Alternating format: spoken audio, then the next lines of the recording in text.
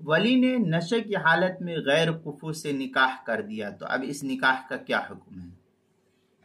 चुनांचे अगर वली ने नशे की हालत में लड़की का निकाह गैर कुफू में कर दिया तो ये निकाह नाफिज नहीं होगा, इस निकाह को बातिल करार दिया जाएगा।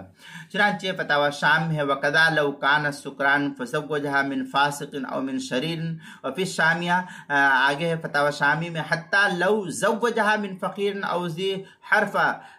दिनिया, इस तरीके की इबारत जो है लम यसिह हो वगैरह जो है फतावा शामी की चौथी जिल्द सफ़ा 172 जो ज़करिया बुक डिपो देवबंद का हिंदी नुस्खा है फतावा शामी का, उसके अंदर